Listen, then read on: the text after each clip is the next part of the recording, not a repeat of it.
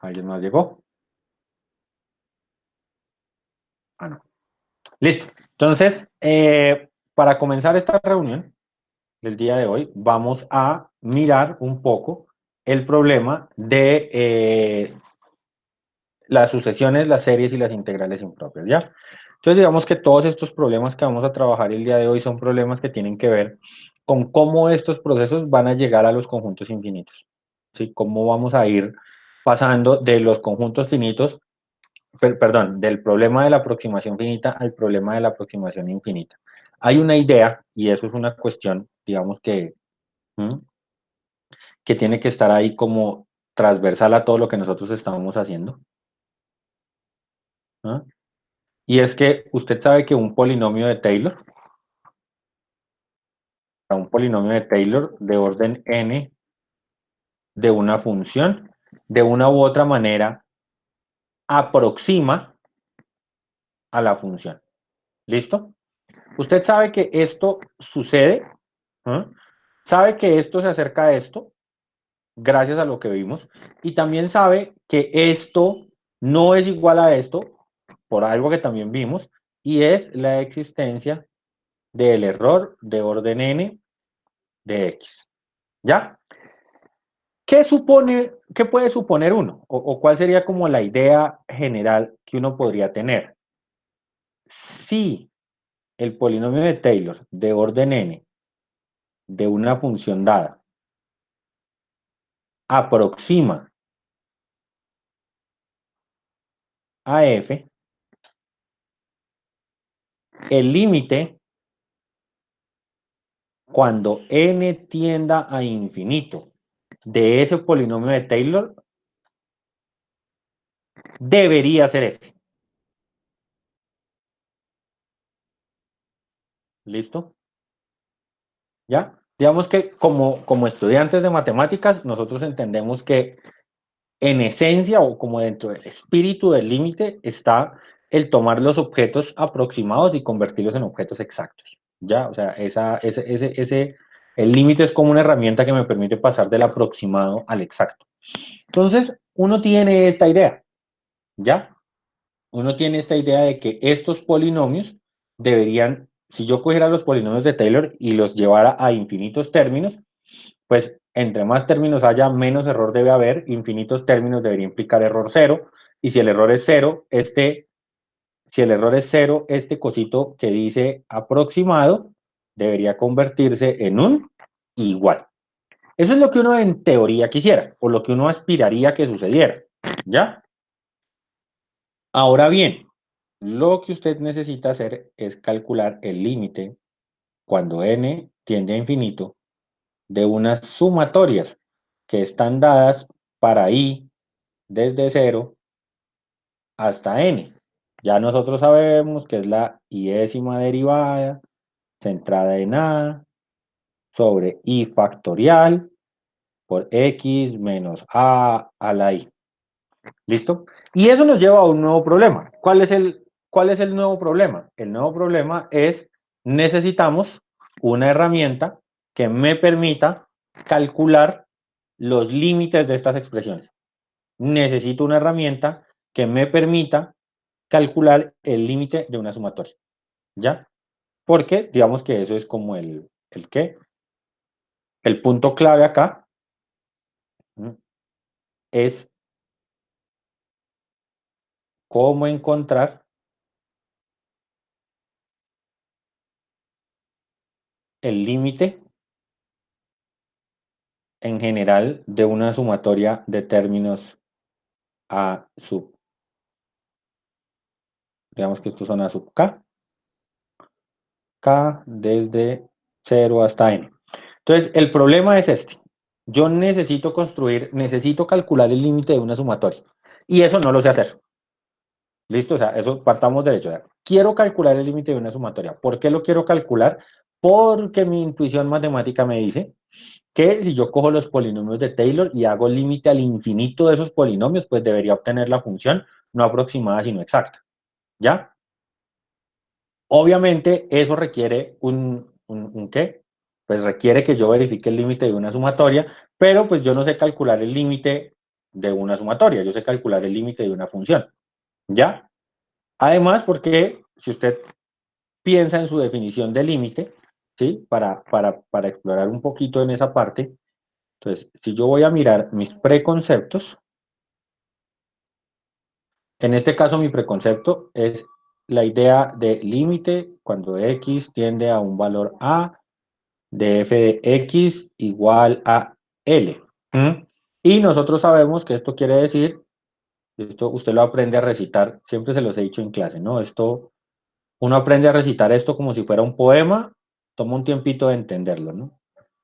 Entonces, que para todo epsilon mayor que cero, existe un delta mayor que cero, tal que si x menos a es menor que delta, entonces el valor absoluto de f de x menos L es menor que epsilon, ¿ya? Y pues bueno, el tratamiento de esta expresión y su interpretación y demás hace parte del curso anterior. Pero entonces, ¿cuál es la cuestión? Yo sé hacer estos límites y necesito coger esta definición y adaptarla a este problema. ¿Sí? Necesito coger mi definición y adaptarla. ¿Dónde va a estar el punto clave de esa adaptación? El punto clave de esa adaptación va a estar acá. ¿Por qué razón? Porque resulta que, si usted se da cuenta, acá x tendía a x menos a era menor que delta, pero ahora n tiende a infinito, ¿ya? Entonces, ¿cuál es como la tarea que nos queda ahora? Necesito que x tienda a evolucione, si se le puede llamar así, que eso evolucione a n tiende a infinito. Y eso es un concepto totalmente distinto por una razón. Resulta que acá lo que usted le está pidiendo a X es que se acerque a A, es decir, que su distancia sea cada vez más pequeña, eh, porque este problema es un problema continuo. Pero este problema ahora acá es un problema discreto. Es decir, yo ya no puedo pensar el límite como algo como que en el eje de las X, algo, o que en el eje de las N, algo se acerque a algo y su diferencia sea cada vez más pequeño. Porque claramente en el eje de las N, las diferencias mínimas son uno. Entre N y N más uno, la diferencia mínima es uno. Entonces mi concepto de límite no puede estar basado en X menos A menor que delta. Tengo que crear un nuevo concepto de límite que me permita trabajar con con esta noción. Entonces, para eso, ¿sí? Para esa laborcita que tenemos, pues vamos a evolucionar y vamos a construir los conceptos de sucesión y de serie. ¿Listo? Eso es lo que vamos a tratar de hacer a partir de hoy. Vamos a escribir un poquito más grueso porque está muy delgadito. Entonces vamos a trabajar sucesiones y series. ¿Listo? Y lo primero que vamos a hacer es escuchar una historia muy bonita. Eh, que es con lo que inicia el libro, pero pues vale la pena que la revisemos con calma. Yo después les voy a enviar un video de Numberfield donde lo explican también muy bien para que lo puedan repasar. Mm, pero entonces vamos a empezar aquí a hacer la construcción y digamos que el primer problema o los problemas que vienen acá, pues son los problemas de las paradojas de Zenón. Entonces hay que pensar por allá en un señor griego que se llamaba Zenón de Elea y ese señor Zenón de Elea, estableció cuatro paradojas. ¿Listo? Esas paradojas, pues digamos que tienen que ver eh, con las concepciones de tiempo y espacio. X, T, tiempo y espacio, ¿listo? El tiempo y el espacio, ¿cómo pueden ser? Pueden ser discretos o pueden ser continuos. ¿Listo?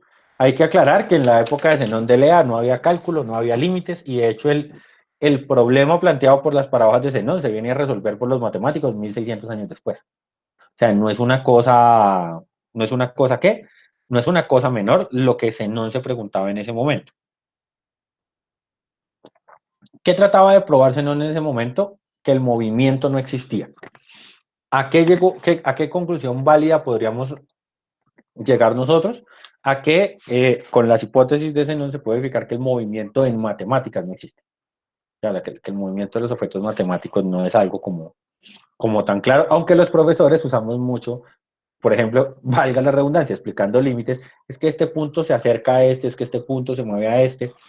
Digamos que esas cosas desde el punto de vista filosófico pues no son precisas, ¿ya? Son buenas imágenes desde el punto de vista didáctico para que la gente entienda, pero eso no es preciso.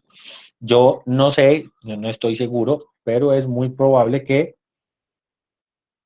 cuando ustedes pasaron por el curso de, pues cuando pasamos, porque se los di yo, cuando pasamos por el curso de Fundamentos 1 en la carrera, eh, es probable es probable que nosotros hayamos leído algunos artículos o algunas cosas sobre el infinito, y ahí hubiéramos hablado de las paradojas de Zenón, ¿ya? Entonces, igual si no, yo les envío un documento sobre qué, sobre las paradojas de Zenón que puede ayudarles a aclarar. Entonces, digamos que el día de hoy, en esta sesión, vamos a pensar en una primera paradoja de Zenón, ¿ya?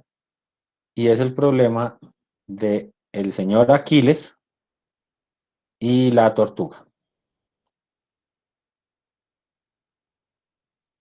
¿sí? Usted me dirá, profe, yo he escuchado es el de la liebre y la tortuga, nunca el de Aquiles y la tortuga, pero pues imagínese la liebre y la tortuga, pero ahora con Aquiles, ¿ya? Para que sea un poquito más dramática la cosa. Entonces, ahí está el dibujito, más o menos. Entonces yo voy a tratar de ilustrar aquí qué es lo que pasa. Vamos a suponer que Aquiles y la tortuga van a hacer una carrera. ¿Listo? Esa carrera la van a hacer a lo largo de una recta. Y pues obviamente Aquiles, el superhéroe griego, ¿sí? El más del más, así, un tipo muy teso. Pues como Aquiles era humano, tan teso, Aquiles le podía dar ventaja a la tortuga. Por tal razón, Aquiles podía empezar acá y la tortuguita podía empezar acá. ¿Listo? ¿Cuál va a ser la hipótesis para construir este pequeño modelo? Es que Aquiles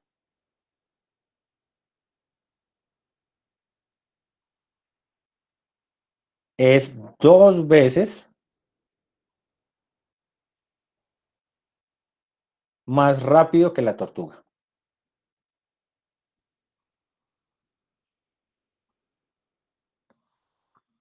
Más rápido que tortuga. Y hay una segunda hipótesis que es un poquito filosófica y es que vamos a suponer que el tiempo es discreto. ¿Ya? Vamos a suponer el tiempo discreto, es decir, vamos a suponer que la cuestión sea como en instantes de tiempo. ¿Ya?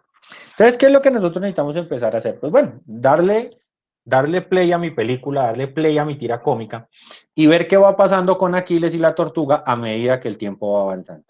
Entonces, cuando el tiempo vale cero, entonces, cuando el tiempo vale cero, es la foto que tengo ahí, ¿ya? Es decir, acá está el cero, acá está el uno, acá está el 2, acá está la tortuga y acá está Aquiles. ¿Listo? Muy bien. Ahora el tiempo va a valer uno. Es decir, pasado un instante de tiempo, pues tanto Aquiles como la tortuga se tuvieron que mover. La pregunta es, ¿a dónde se movieron? Entonces, ¿cómo va a funcionar eso? En el primer instante del tiempo, o sea, cuando pasó un instante de tiempo, esperen que se me olvidó poner acá los numeritos para que nos quede marcado el eje. Listo. En el primer instante de tiempo, Aquiles pasó del 2 al 1, ¿ya? Pues recuerden que Aquiles era un tipo así grande y poderoso, entonces el paso del 2 al 1 pasó muy rápido. Obviamente la tortuga también se tuvo que mover, pero la tortuga no se pudo mover tanto como Aquiles, porque la tortuga, pues es la tortuga. Entonces, como dijimos que Aquiles era 2 veces más rápido que la tortuga ahora tiene que estar en un medio.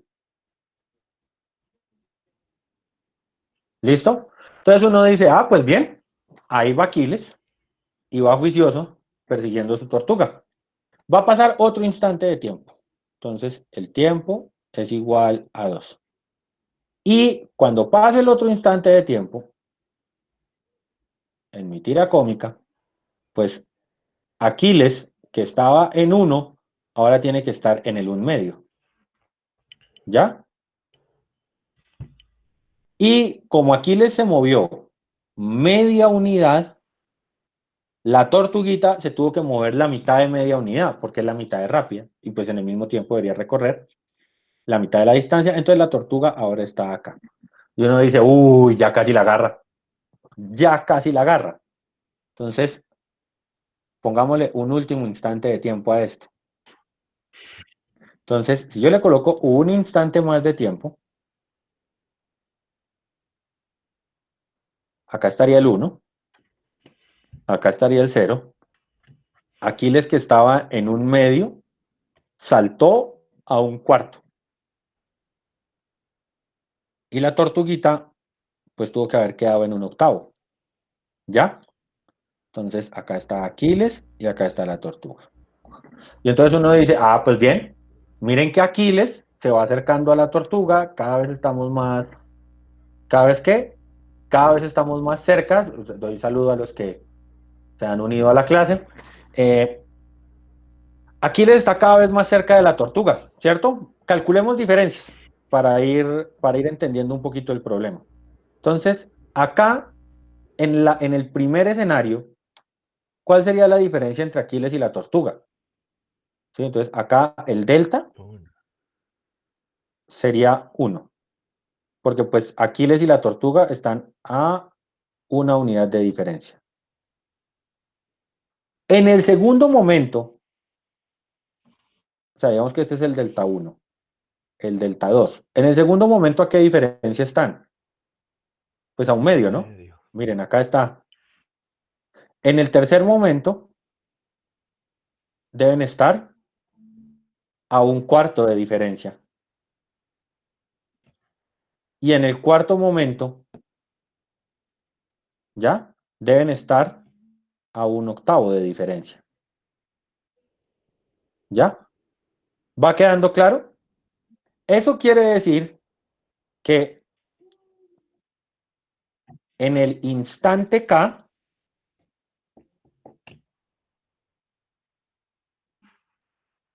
la diferencia estará dada por 1/2 a la K.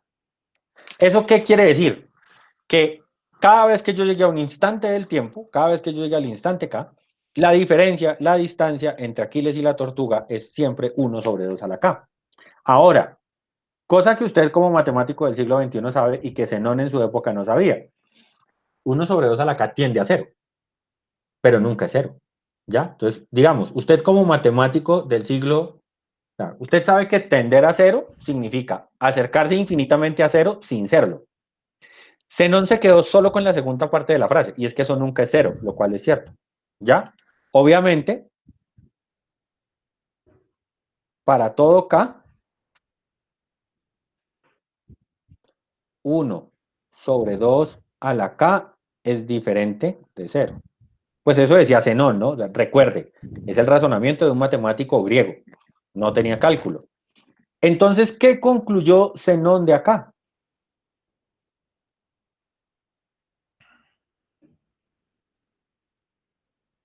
Que nunca va a Que encontrar la nunca la tortuga. atrapa. Y eso es una conclusión, o sea, digamos que nadie esperaría que Aquiles nunca atrapara a la tortuga. O sea, obvio, obvio es Aquiles, obvio es una tortuguita, él debería poderla atrapar. Entonces, claro, esto es un problema complicado, ¿sí? Es un problema complicado porque no nos permite entender eso. Ahora, ¿qué consecuencia matemática tiene esto? No solo que Aquiles nunca atrapa a la tortuga, sino que Aquiles nunca llega a cero.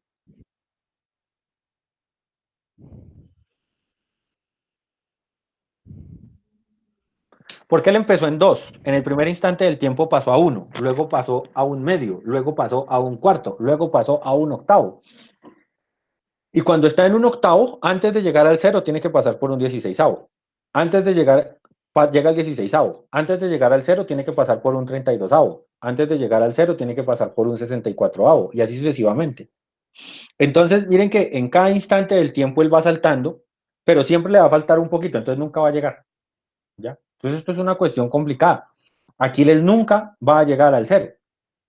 ¿Sí? Y eso es una cosa que uno dice, hombre, ¿eso qué? Eso no, o sea, Aquiles nunca va a llegar al cero, y eso es una cosa que lo pone a uno pensativo, hasta los siglos XVII y XVIII. ¿Cómo así? ¿Le tardó todos esos siglos recorrer el segmento? No. El problema de que Aquiles nunca llega al cero se va a resolver matemáticamente a finales del siglo XVII y comienzos del siglo XVIII, cuando se establezca la teoría de la convergencia de las series, ¿ya? ¿Qué es el problema? ¿Ya? Entonces, tratemos de entender un poquito acá qué fue lo que pasó con Aquiles. ¿Qué tiene que hacer Aquiles para atrapar a la tortuga? Pues tiene que llegar al cero, ¿sí o no? O sea, finalmente tendría que recorrer ¿el segmento qué? El segmento completico para poder atrapar la tortuga. Entonces, empecemos a entender un poquito qué es lo que está haciendo Aquiles y por dónde es que va el recorrido de Aquiles, ¿ya? Entonces, vamos a mirar por un momento qué es lo que él está recorriendo para poder entender un poco más qué es lo que lo que él debe hacer. Entonces, vamos a hacer ahora las sumas de Aquiles. Es decir, vamos a tratar de hacer el ejercicio ¿de la qué? El ejercicio de hacer esta suma y ver que obtengamos el resultado, el mismo resultado que él estaba obteniendo, ¿vale? Entonces, la primera intuición es que lo que yo estoy sumando es cada vez más pequeño, ¿listo? Porque eso es importante. Y la segunda es que la suma tiene que dar 2, ¿ya? O sea, la suma que yo estoy haciendo tiene que dar de alguna manera el 2 que me está, ¿que qué? Que me está generando, que me está generando ¿la qué? La observación. Entonces, el objetivo es construir una suma que debe dar 2, ¿sí? Porque eso es claro, la suma debería dar 2.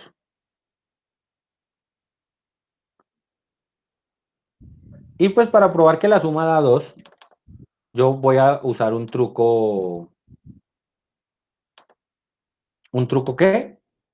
Un truco matemático, si pudiéramos llamarlo de alguna manera clásico, y es, aquí está el recorrido más o menos del proceso que hemos venido haciendo, quería que lo viéramos. Entonces, miren, ¿cuál es la idea? Acá él recorría 1, ¿cierto? Había una diferencia de 1. Luego había una diferencia de 1/2, luego había una diferencia de 1/4. Si usted se da cuenta, ese valor de segmento, pues es un valor que se ha ido encogiendo, ¿sí? Un valor que va bajando y que ahora necesitamos verificar que efectivamente es 2. Entonces, la cuestión es hacer la suma de 1 más el medio, más el cuarto, más el octavo, más todas estas cosas. Partiendo de un hecho, y es que esa suma es, o sea, usted la sabe hacer de manera finita, no la sabe hacer de manera infinita. ¿Mm? Un método clásico para hacer esa suma es recurrir a, ¿recurrir qué? Recurrir a buscar una expresión general, pero pues no vamos a usar ese hoy, vamos a usar otro recurso que me parece importante también utilizar, y es el recurso de llamar a esa suma de alguna manera, ¿listo? Entonces yo voy a decir que la suma va a llamar S a la suma de uno más un medio más un cuarto más y así sucesivamente, ¿listo? Entonces la voy a llamar S, es una suma de muchas cosas, no sé cuánto me da, ya la buscaremos. Lo que sí sabemos es que por acá en algún lado tiene que estar uno sobre 2 a la K menos uno sobre 2 a la K, uno sobre 2 a la K más uno, ¿sí o no? Y pues más gente. Voy a coger esa suma y la voy a multiplicar por 2. ¿Listo? Entonces, ¿quién sería? ¿Mm? Perdón, la voy a dividir por 2. Entonces, ¿quién sería un medio de la suma? ¿Listo?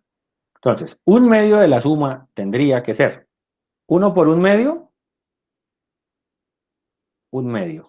Uno, un medio por un medio, un cuarto.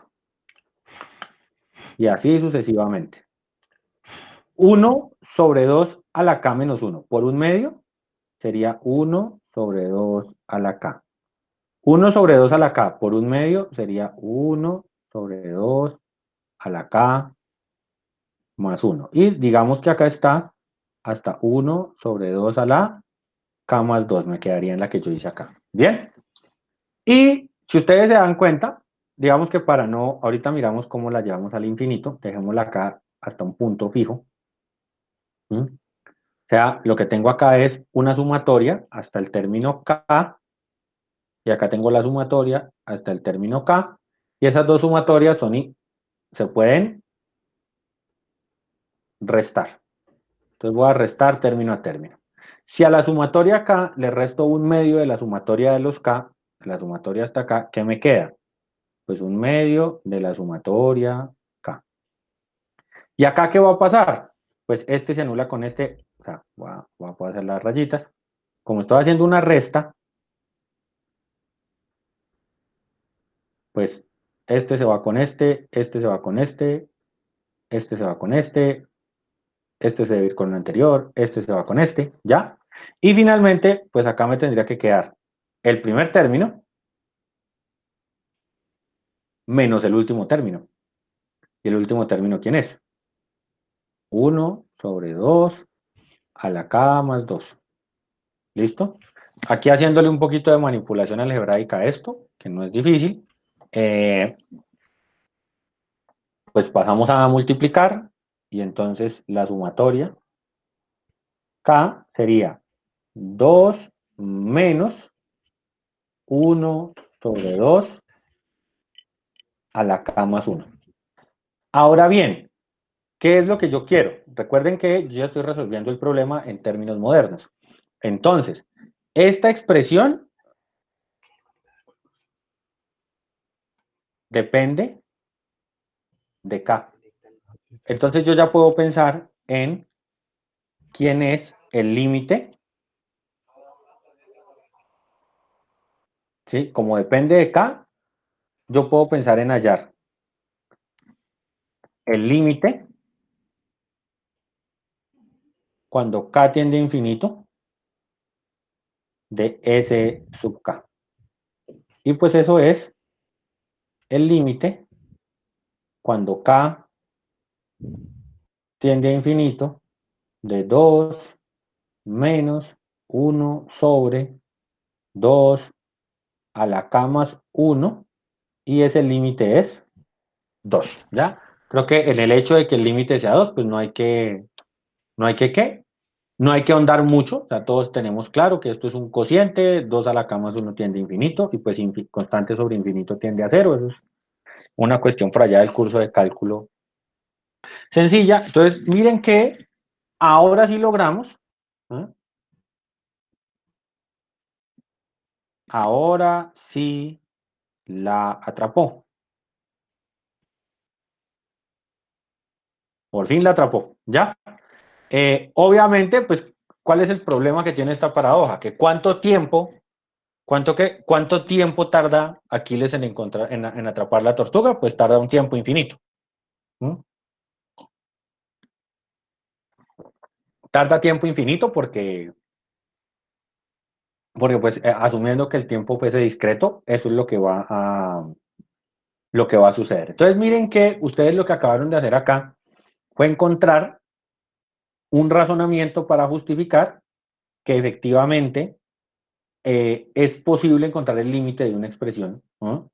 O es posible encontrar un poquito la idea de cómo funcionan estas cosas en el tiempo discreto. Voy a anotar aquí una tarea, ¿no? Una tarea pequeñita como para practicar estos ejercicios en casa, listo.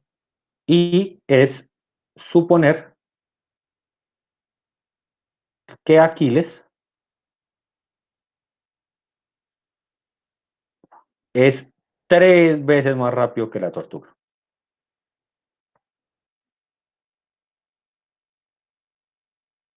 listo. Entonces es tratar de establecer el mismo razonamiento, ¿no? De que Aquiles atrape la tortuga, solo que ahora cuando Aquiles vaya del 2 al 1, la tortuga ya no va a ir del 1 al 1 medio, sino que va a ir del 1 al 2 tercios, ¿ya? Porque pues la tortuga es 3 veces más lenta de lo que es Aquiles. Entonces es una tarea interesante como para que ustedes puedan ir mirando, ¿ya? Ir mirando esta clase de razonamiento. Entonces, bueno, miren que el problema original que teníamos de Aquiles pues quedó bonitamente resuelto, ya no tengo líos ¿con qué?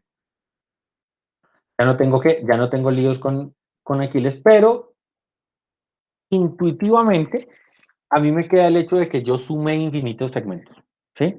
Digamos que hay algo que está acá, lo voy a poner acá como detrás del límite. ¿Y qué hay detrás del límite? Resulta que usted el primer segmento que cogió fue el segmento que iba del 1 hasta el 2. Y después empezó a tomar otros segmentos. Tomó el segmento que va desde, desde el 1 hasta el 1 medio. Luego tomó el segmento que va desde el 1 medio, perdón, desde el 1 cuarto hasta el 1 medio. Luego cogió el segmento que va de 1 cuarto, perdón, de 1 octavo a 1 cuarto. ¿Sí o no? Y así sucesivamente fue pegando segmentos. Y lo que usted está diciendo es que todos estos segmenticos que usted está pegando acá igualan a este. ¿Ya? Es decir, intuitivamente lo que usted está diciendo, entonces, la intuición que nos da el problema de Aquiles es que un medio, que es lo que mide el primero, más un cuarto, más un octavo, más es uno. Es decir, el problema de Aquiles me lleva a pensar, me lleva a conjeturar que yo puedo sumar infinitos segmentos y que la suma de infinitos es finita. ¿Ya? Entonces, digamos que esto es una cuestión pues que va a ser importante dentro de la teoría para que la puntualicemos. Entonces, ya esto nos da a nosotros una pista de ver, ¿no? Cómo es que el proceso se va a ir teniendo, en este caso. ¿no? El proceso de las sucesiones y series. Eh, Acá valdría la pena, si tienen tiempo, para que después la revisen en el qué. En el libro, un poquito de historia del problema de las series. Pero pues bueno, ya creo que ya con la introducción del problema de Aquiles tenemos un primer elemento de dónde esto es importante. Entonces, ya tenemos una visión del problema de las series desde el problema clásico de las paradojas de Zenón, pero también sabemos de manera intuitiva que este problema tiene relación con lo que veníamos haciendo de los polinomios de Taylor y que es importante. Entonces empecemos, ya ¿en qué? Entremos en materia de definiciones y de irle dando cuerpo a esto y empecemos a definir sucesiones, ¿ya? Entonces, para definir una sucesión, yo no, digamos que no tiene tanto sentido que nosotros le demos muchas vueltas a eso. Básicamente, una sucesión es una función que va a estar definida de n en R. ¿Listo? Entonces, es una función cuyo dominio son los números naturales y su rango son los números reales. Si usted se da cuenta en el argumento anterior de arriba, de calcular el límite de 1/2 a la k más 1, yo estoy usando una noción y es que estoy restringiendo el dominio, ¿ya? Es decir, eh, uno también podría entender esto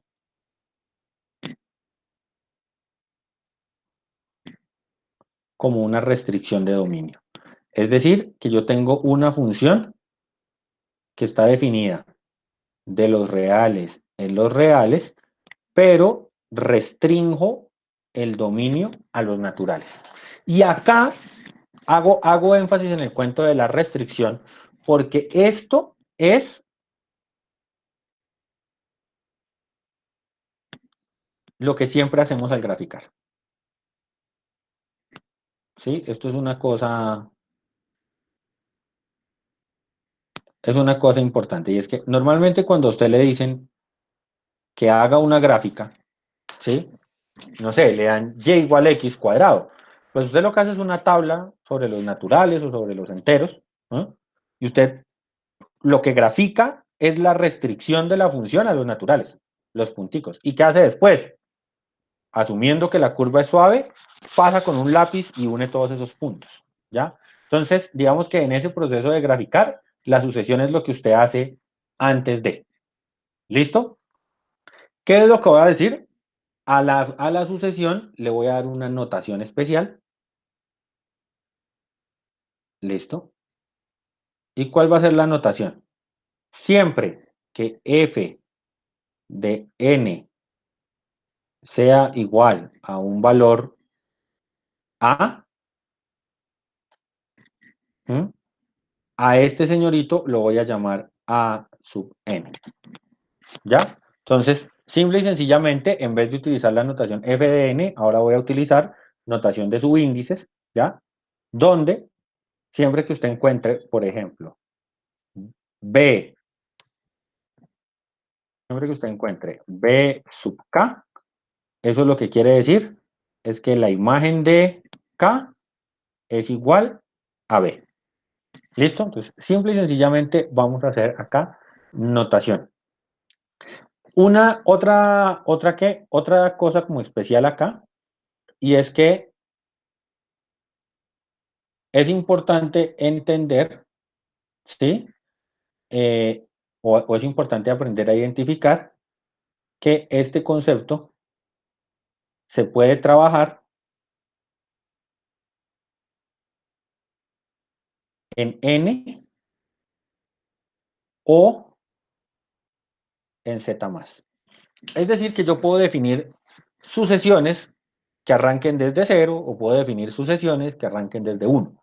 Ya, finalmente Z más es un subconjunto de N y pues lo puedo usar como elemento para definir funciones.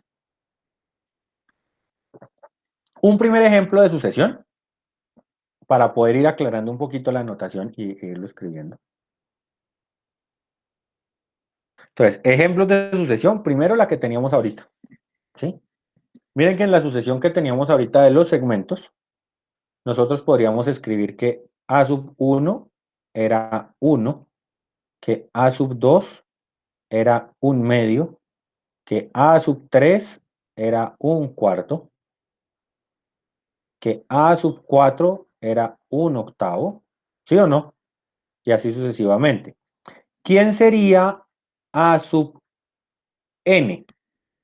Pues si yo miro la escritura acá, A sub n tendría que ser 1 sobre 2 sobre 2 n. n menos 1. ¿Sí queda claro por qué n menos 1? Porque miren que A sub 3 es un cuarto,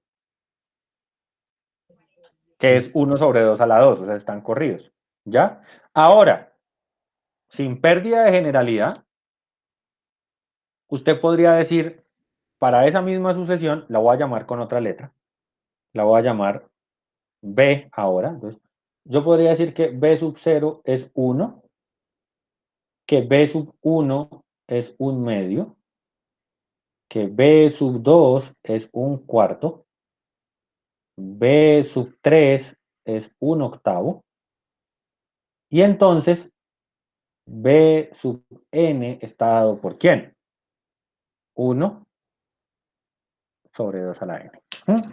Es decir, mire que la sucesión puede arrancar en 1 o puede, o sea, en este primer ejemplo, A sub n, o sea, la sucesión A sub n, está definida de z más en R, mientras que B sub n está definida de los naturales en los reales, ¿ya? Ahora, como conjuntos son lo mismo, ¿ya? Es decir, si usted mira, el conjunto de las A sub n es igual al conjunto de las B sub n. ¿Listo? Pues, dos conjuntos son iguales, que ustedes recuerdan por allá, axioma de extensionalidad, E es igual a F si todo elemento de E está en F y todo elemento de F está en E.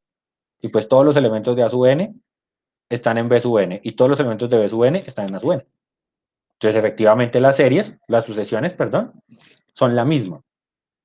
¿Por qué les hago esta aclaración? Porque, porque en muchos casos hay sucesiones donde hay cocientes. Entonces, pues si hay un cociente no está definida desde cero, sino desde uno y así sucesivamente. ¿Qué va a ser importante acá para esto de que se pueda trabajar en N o en Z? La idea de el contexto. ¿Listo? O sea, pues que usted entienda el contexto en el que está trabajando y pues que la sucesión puede empezar desde cero o puede empezar desde uno. Ya vamos a ver que matemáticamente que empiece desde cero o desde uno no va a influir mucho, sobre todo porque no me interesa dónde comienza, sino que me interesa más dónde qué, dónde termina. Y por eso vamos a pasar a nuestra segunda definición y es la definición de límite. Entonces, definición, y vamos a definir qué es el límite de una sucesión. ¿Listo? Entonces, ¿qué es el límite de una sucesión? Entonces, acá nos dicen, una sucesión tiene límite si para cada número positivo existe otro número positivo n mayúscula. ¿Eso qué quiere decir? Que el delta se volvió n mayúscula, que en general depende de epsilon, tal que esto se tiene. Entonces, la voy a escribir ¿en términos qué? En términos conjuntistas, que es el término en que nosotros normalmente escribimos. Entonces, para todo epsilon mayor que cero, y entonces ya no existe un delta mayor que cero. Ahora existe un n que reemplaza al x mayor que n mayúscula. Este n mayúscula pues tiene que ser constante, pero pues también depende de épsilon, ¿sí? Es decir, para cada épsilon tiene que existir un n mayúscula, pues que no necesariamente es el mismo para todos, que cumpla qué condición, que si n es mayor o igual que ese n mayúscula, entonces el valor absoluto de a sub n menos L es menor que epsilon. ¿Listo? Entonces, esta es la definición del límite de una sucesión. Noten algo, y esto cómo se va a denotar.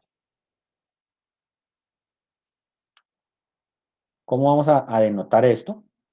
Lo vamos a escribir como que el límite, cuando n tiende a infinito de a sub n, es igual a L. Entonces, primera cosa importante acá. Cuando yo estudiaba funciones en cálculo, yo estudiaba límite cuando x tiende a y también estudiaba límite cuando x tiende a infinito. Eso aquí ya no sucede. ¿Por qué razón? Porque el límite cuando x tiende a pierde sentido. Que no me puedo, lo que hablábamos, pues entre n y n más 1, la distancia mínima es 1. No me puedo acercar más de ahí. Entonces, hallar límites a un punto no tiene gracia acá. El único límite que tiene sentido, o que pues valdría la pena explorar, es el límite al infinito. Entonces, por eso tenemos acá límite cuando n tiende a infinito de a sub n igual a L. ¿Listo? ¿Qué quiere decir esto? Que a partir de cierto punto, la distancia entre los valores y el valor que yo asigné como límite es tan pequeña como yo quiera. ¿Listo? Entonces vamos a hacer un primer ejemplo de algo que nosotros teníamos arriba. Resulta que arriba yo tenía 1/2 a la k. ¿Sí? Entonces voy a poner acá la sucesión a sub k. Dios mío, controlo esto otra vez. Ya. Entonces, vamos a poner acá a sub k igual a 1/2 a la k. ¿Listo? Y vamos a hallar el límite cuando k tiende a infinito de 1/2 a la k, es decir, el límite de los a sub k. ¿Qué es lo que yo tengo claro? Esos eran los pedacitos que me faltaban para completar, ¿sí? No la suma de los pedazos, sino los pedacitos. Entonces, el primer pedacito valía 1, el siguiente pedazo valía 1/2, 1/4, 1/8, 1/16. Esos pedazos son cada vez más pequeños, ¿ya? Entonces, digamos que lo primero, y esto es lo que los libros nos dicen, lo primero que usted tiene que hacer para encontrar un límite es intuir cuál es. Sí, sé que suena un poco paradójico, pero usted no puede demostrar cuál es el límite si no tiene una idea más o menos clara de numéricamente qué es lo que pasa ahí. Entonces, ¿quién es mi candidato a ser límite? Pues 0.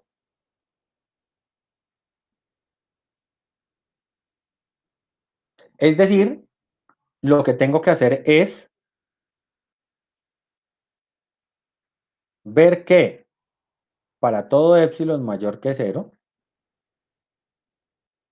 exista un n mayor que n, ¿m? Tal que si n es mayor que Sn mayúscula, el valor absoluto de 1/2 a la k sea menor que epsilon. ¿Ya? Eso es lo que tengo que verificar. Entonces, ¿cuál es el cuento? Esto se parece mucho a los ejercicios que uno tenía que hacer por allá cuando estaba haciendo cálculo diferencial, ¿no? Entonces, ¿cuál va a ser el cuento acá? Considere un épsilon mayor que 0. ¿Sí o no? Y lo que necesito hacer es, dado un épsilon que supuse, encontrar quién sería el n mayúscula asociado a ese épsilon. ¿Listo? ¿Qué es lo que yo necesito? Yo necesito que 1/2 a la k sea menor que épsilon. Aclarando que estas cosas todas son positivas, ¿no? Entonces, pues yo sé que 1 sobre epsilon, o sea, epsilon a la menos 1, es 2 a la k, y que podría tomar, por ejemplo, logaritmo en base 2 de 1 sobre epsilon, logaritmo en base 2 de 2 a la k, y llegar a la conclusión de que lo que necesito es que k sea mayor que el logaritmo en base 2 de 1 sobre epsilon. ¿Eso qué quiere decir? Que mi n mayúscula debe ser mayor, el n mayúscula, dependiendo de epsilon, debe ser mayor que el logaritmo en base 2 de 1 sobre epsilon. ¿Ya? Y pues eso, el logaritmo en base 2 usted lo puede encontrar numéricamente. Obviamente, como no, como lo que estoy haciendo es la demostración de que existe, no que, bueno, podría escribirlo más bonito en términos de que esto de acá es, lo voy a escribir acá abajo. Entonces, esto de acá es logaritmo en base 2. Vamos a dar un poquito de propiedades. Esto es epsilon a la menos 1, ¿sí? Y como esto es epsilon a la menos 1, se me perdió el mouse, gracias. Como esto es epsilon a la menos 1, necesitaría que ese n fuera mayor que menos 1 por el logaritmo en base 2 de epsilon. Y uno acá dice, bueno, profe, pero está como complicado porque le está pidiendo a n ser mayor que un negativo. Recuerde que epsilon es un valor cercano a cero. En ese sentido, epsilon uno puede suponer, sin pérdida de generalidad, que epsilon no solo es mayor que cero, sino que es menor que 1. Por ende, su logaritmo es negativo. Y entonces este producto es positivo. ¿Ya? Entonces, bueno, esto ya me da a mí una pista ¿de qué? De de cómo puedo proceder para demostrar que efectivamente el límite es ese. ¿Ya? Entonces ya con eso me queda claro. Ya creo que con esa demostración pues les queda un poquito claro cómo se puede usar y cómo se puede verificar, cómo se puede demostrar que efectivamente un límite existe. De ahora en adelante voy a decir que si el límite cuando n tiende a infinito de a sub n es un número real, a sub n converge. ¿Mm? ¿Listo? Entonces, si obtengo un valor finito en el límite, a ese valor lo voy a llamar, a esa sucesión la voy a llamar convergente. ¿Ya? ¿Eso qué quiere decir? En casos contrarios,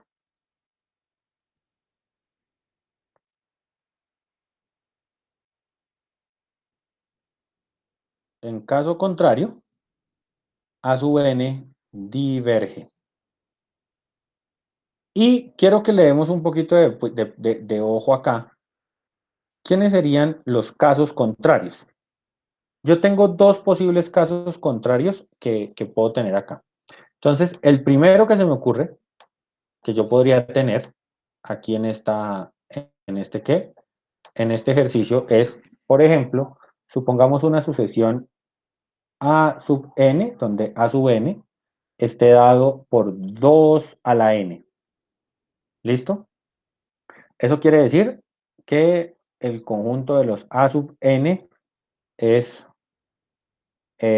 1, 2, 4, 8, 16, 32, bla, bla, bla. ¿Listo? Y claramente yo me doy cuenta que cada valor es el doble del anterior, ¿no? Y que en ese sentido, ¿no?, esta sucesión crece y crece, pero no es posible encontrarle un valor límite, ¿ya? Es decir, si yo supongo, si yo supongo que hay un valor L al cual se acercan, es posible encontrar un N que sobrepase a ese L, ¿no? Es decir, dado, dado un L en los reales, existe un K tal que 2 a la K es mayor que L. ¿Sí o no? O sea, yo puedo encontrar siempre un valor de 2 a la K que sea mayor que eso. Entonces, en ese sentido, miren que lo que tiene es algo que crece, esta sucesión es algo que crece indefinidamente. Era lo que usted en cálculo diferencial llamaba como que el límite de a sub n fuera infinito. Sí, o sea, usted decía que el límite, acá adaptándola a la notación del cálculo diferencial, pues sería decir que el límite cuando n tiende a infinito de a sub n es infinito. En este caso, a sub n diverge, pero no es el único caso de divergencia. Voy a hacer otro, el otro caso contrario. Entonces, ¿cuál es el otro caso contrario? Consideremos b sub n igual a menos 1 sobre n. ¿Mm? Entonces, en este caso, ¿quién es la sucesión? La sucesión de los b sub n es 1 menos 1, 1 menos 1, 1 menos 1. ¿Listo? Y si yo voy a la definición de límite, pues claro, ¿cuáles son los candidatos? Entonces, los candidatos al límite son 1 o menos 1, ¿ya? Pero si yo miro, ¿m? Si yo supongo que el límite es 1, ¿m? Y que a partir de n mayúscula todos están cerca del 1, el siguiente tiene que estar cerca de menos 1. Es decir, si yo considero un a sub 2, la sucesión es 1 en los pares, ¿no? Que la arranqué desde 0. Entonces, si yo considero los a sub 2n menos 1, pues me dan 0. Pero los a sub 2n más 1 menos 1, ¿sí? En valor absoluto me dan 2. ¿Ya? Y pues, caso contrario, pasaría exactamente lo mismo, ¿no? Es decir, si considero que el límite es menos 1, pues, si acá pongo un más, pues en unos casos va a dar 2, en otros va a dar 0. Entonces, miren que en este caso, el límite, cuando n tiende a infinito, de a sub n, pues no existe. ¿Listo? Y pues en este caso también diverge. Y acá en este caso diverge. Entonces, los dos divergen, pero no son la misma divergencia. O sea, una cosa es ser divergente porque crezco indefinidamente, es decir, divergencia límite igual infinito, y otra divergencia no sé para dónde voy. Que eso es lo que está pasando acá, ¿no? O sea, esta es una sucesión que está menos 1, 1, menos 1, 1, menos 1, 1, menos 1, 1, menos 1, 1, sube y baja, sube y baja, sube y baja. Entonces, no, ¿qué? Uno no tiene claro como para dónde va esa cosa, ¿no? Entonces ya, lo cuadramos esto acá. No hay claridad en ese sentido y por eso también hay divergencia. ¿Listo? Entonces ya nos queda claro que una sucesión converge, que una sucesión diverge. Básicamente, ¿qué? Básicamente hicimos un ¿qué? Un ejercicio clásico que es el de encontrar un delta epsilon. Eh, y digamos que lo que viene ahora es empezar a demostrar propiedades de límites. ¿Por qué razón? Porque pues a uno le quedan las preguntas, esas demostraciones están por acá también como ejercicios al lector en los casos particulares, pero pues uno empieza a darse cuenta de esta situación y dice, bueno, los argumentos básicamente cuando usted quiere calcular el límite como tal, son, son los argumentos clásicos. Constante, por ejemplo, en los ejercicios anteriores yo utilicé el argumento de que constante sobre infinito tiende a cero, ¿ya? Y eso es un argumento pues, de límites. Entonces, Bien, ¿para qué? Para poder concentrarnos un poquito en esa parte, vamos a mirar algunas demostraciones o algunas cosas que se pueden hacer. Yo quiero centrarme en un teorema y es que si el límite cuando x tiende a infinito de f de x es igual a L, entonces el límite cuando n tiende a infinito de a sub n es L, siendo a sub n igual a f de n. Es decir, si yo tomo una función y la restringo a los, o sea, yo tomo una función, conozco su límite al infinito, ¿ya? Y la restringo a los naturales, el límite de la función debe ser el límite de la sucesión. ¿Listo? Entonces primero quiero como ver que entendamos eso, pues voy a hacer un dibujo que nos puede ayudar a dar pistas. Entonces, supongamos que usted tiene una función y esa función tiende a cero. ¿Listo? Y acá usted está diciendo que el límite cuando x tiende a infinito de f de x es igual a cero. Ahora va a considerar la sucesión. ¿La sucesión quién sería? La imagen en 1, la imagen en 2, la imagen en 3, en 4, 5, 6 y así sucesivamente. Entonces, claro, ¿qué es lo que usted tiene? Lo que usted tiene es un montón de puntos sobre la curva. Y si la curva va hacia cero, los puntos que están sobre esa curva, pues también tienen que ir a cero. ¿Ya? Entonces, esa es como la primera idea de este teorema. El primer concepto claro acá de este teorema es que esta situación debe ir a cero. ¿Ya?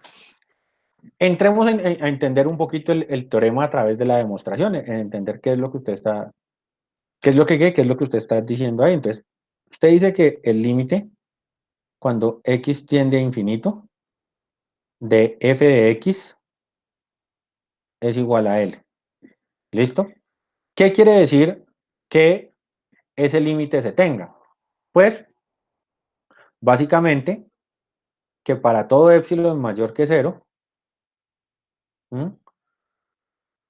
existe un valor, lo voy a llamar delta mayúscula, en los reales, de tal suerte que si x es mayor que ese delta mayúscula, la diferencia entre f de x y L es menor que cero. ¿Listo? Esa es la definición de que exista un límite al infinito en los números reales. Ahora bien, basta con tomar, ¿sí?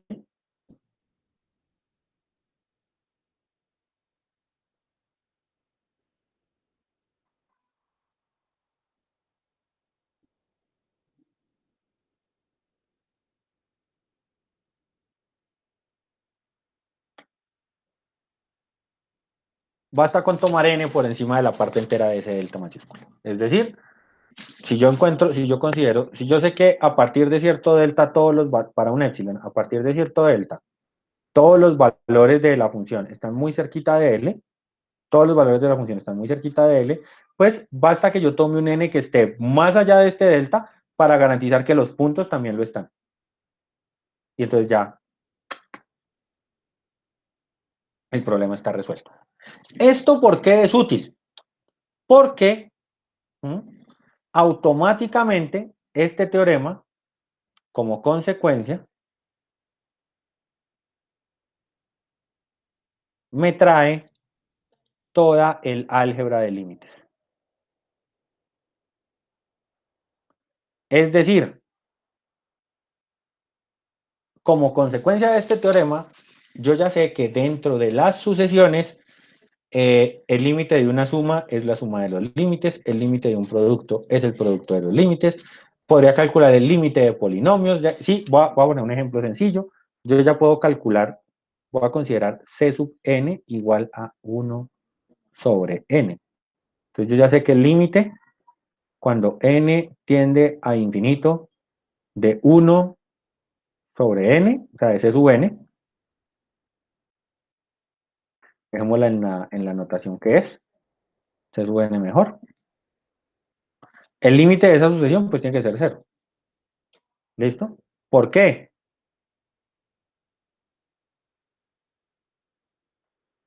Porque el límite, escribámoslo acá, ya que el límite cuando x tiende a infinito de 1 sobre x es igual a 0.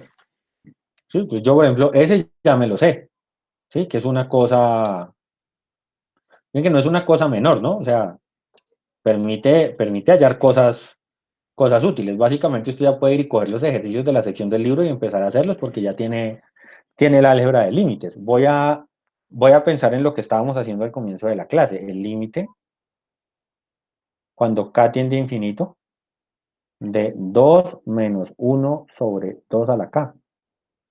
Pues eso tiene que ser 2 menos el límite cuando k tiende a infinito de 1 sobre 2 a la k.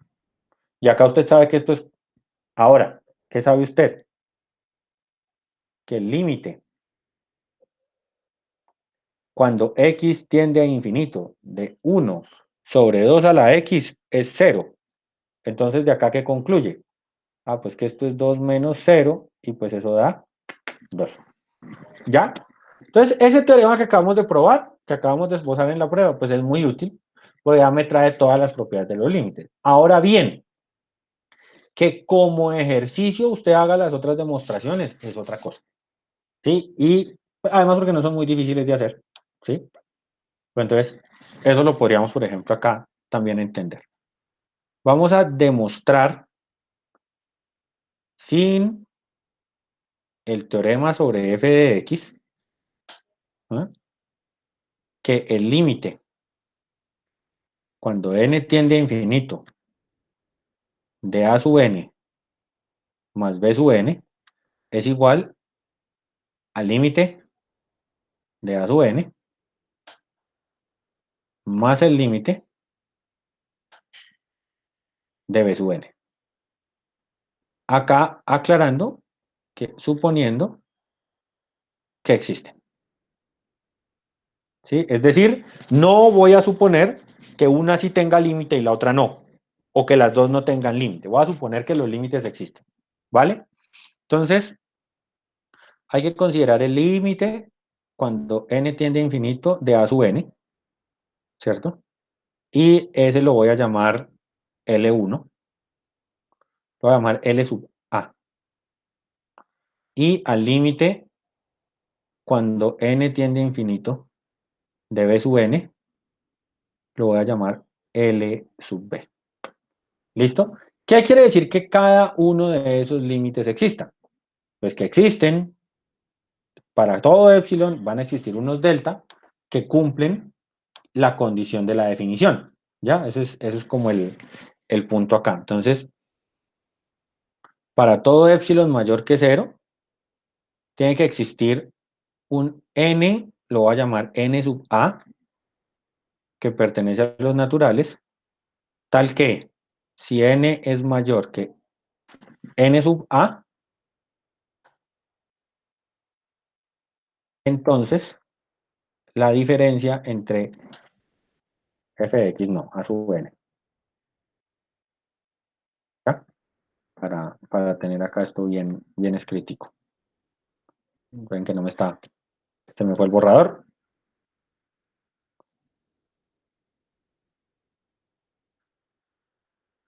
Y ya continuamos. Listo. Entonces, siempre que n sea mayor que n de a, o mayor o igual, que eso no tiene mayor diferencia ahí. El valor absoluto entre a sub n y L sub a es menor que epsilon. Y acá ¿qué? Acá me van Aquí van a entender por qué lo estoy haciendo. Épsilon medios. Y por otra parte, para todo épsilon mayor que 0, existe un n sub b que pertenece a los naturales, tal que si n es mayor o igual que n sub b, entonces el valor absoluto de b sub n menos épsilon, bueno, b sub n menos el límite, sea menor que épsilon medios, ¿ya? Y como estudiante de matemáticas uno ya sabe algo, y es que siempre que una demostración trae un épsilon medios es porque hay que sumar. Es decir, si originalmente yo dejo épsilon, en algún lado tengo que hacer una suma y me va a salir 2 épsilon. Entonces tengo que volver a escribir la demostración en épsilon medios para que al final me salga el épsilon bonito. ¿Listo? Entonces no tiene ningún problema. Entonces, ¿cuál es la condición acá? Resulta que a partir de n sub a sucede esto. Y a partir de n sub b sucede esto. Simple y sencillamente tengo que escoger, entonces voy a decir acá, sea n mayor que el máximo de n sub a y n sub b. Podría poner mayor o igual. Entonces, ¿qué es lo que voy a hacer? Yo sé que a partir de n sub a se cumple esto. Y a partir de n sub b se cumple esto. Entonces voy a escoger un n que sea más grande que esos dos. ¿Para qué? Para garantizar que se cumplan ambas desigualdades. ¿Listo? Entonces, si yo sumo término a término, las desigualdades que se están cumpliendo para este valor de n, pues voy a tener que la sumatoria de a sub n menos LA más, perdón, el valor absoluto, no la sumatoria, más el valor absoluto de B sub n menos LB es menor que épsilon medios más épsilon medios. Eso quiere decir que esta sumatoria de valores absolutos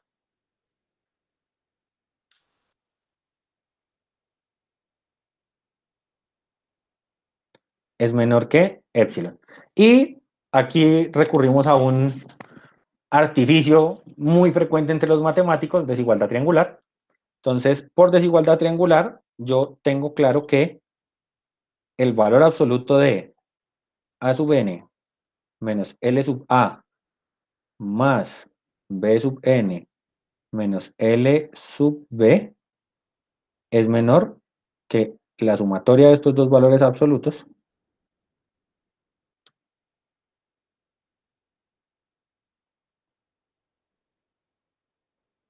que a su vez es menor que épsilon. ¿Listo?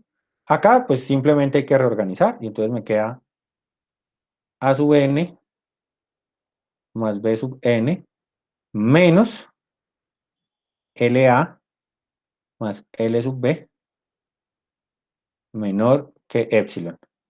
Y entonces el límite cuando n tiende a infinito de a sub n más b sub n es igual a LA más LB.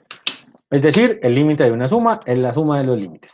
Si ustedes se dan cuenta, esa demostración no es muy distinta de la que usted tuvo que hacer de esa misma propiedad en cálculo diferencial. ¿Sí? Y también se puede dar cuenta que, aunque tiene un teorema que le garantiza que todas las propiedades del cálculo diferencial pasaron a los límites de las sucesiones, o sea que todas las cosas que usted hizo de límites en R funcionan con límites acá, pues hombre, podría construirlas acá y no es muy difícil. Sí, puede demostrar el del producto, puede demostrar el de sacar la constante, de hecho, lo que les digo, en los ejercicios están propuestos, ¿ya? Muchas que muchos límites conocidos, pues son los que tenemos acá en este momento en el libro que nos dan en las ecuaciones 19 a 1013. Ya, son, digamos que esto corresponde a ejercicios que usted resolvió como límites por allá en cálculo diferencial, pero pues bueno, también uno puede, y eso podría ser un tema interesante para mañana, tratar ¿de qué? Tratar de verificar algunos de estos valores con calma. ¿Para qué? para poder encontrar los límites. Pero digamos que lo importante acá es entender que ya con esta información, pues uno puede tener un mayor acceso a los asuntos de cálculo de límites de sucesiones sin mayor problemas. ¿Qué es lo único que nos va a quedar pendiente? El hecho de que una sucesión, pues la combinación entre monotonía y acotación de las sucesiones, pero digamos que ese tema me gustaría poderlo tocar con más calma desde el comienzo de una clase para poder revisar ese concepto y revisar también qué es una sucesión de Cauchy, que era un tema que habíamos hablado en algún momento que era importante.